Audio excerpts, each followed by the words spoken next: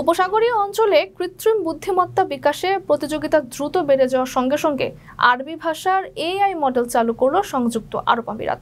তেল রপ্তানিকারক দেশটি বৈশ্বিক এআই খাতে নেতৃত্ব পেতে কোটি কোটি ডলার বিনিয়োগ করছে। তারা যুক্তরাষ্ট্রের সঙ্গে দৃঢ় সম্পর্ককে কাজে লাগিয়ে এই প্রযুক্তিতে প্রবেশাধিকার নিশ্চিত করতে চাচ্ছে বলে প্রতিবেদনে লিখেছে রয়টার্স। গত সপ্তাহে দেশটিতে ফিরে গিয়ে যুক্তরাষ্ট্রের প্রেসিডেন্ট ডোনাল্ড ট্রাম্প বলেছেন, সংযুক্ত আরব আমিরাতের সঙ্গে এআই চুক্তি হয়েছে যা তাদেরকে যুক্তরাষ্ট্রের কিছু উন্নত মানের এআই চিপ প্রযুক্তিতে প্রবেশের সুযোগ করে দেবে। এটি উপসাগরীয় কোনো দেশের জন্য বড় সাফল্য।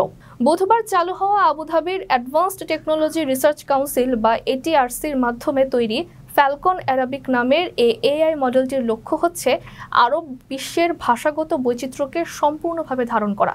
মডেলটি নিজের চেয়ে 10 গুণ বড় আকারের বিভিন্ন মডেলের সঙ্গেও কর্মদক্ষতায় পাল্লা দিতে পারে।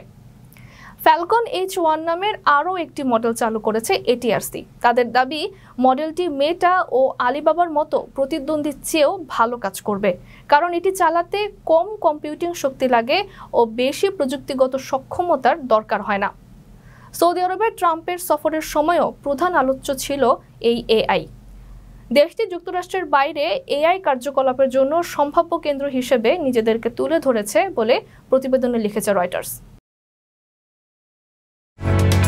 ওমানের সেরা রেট দিচ্ছে বাংলাদেশি প্রতিষ্ঠান গালফ এক্সচেঞ্জ। প্রিয়জনকে টাকা পাঠাতে আজই আসুন আমাদের যে কোনো ব্রাঞ্চে অথবা কল করুন স্ক্রিনে দেয়া নাম্বারে। গালফ এক্সচেঞ্জ, বাংলাদেশিদের প্রিয় এক্সচেঞ্জ।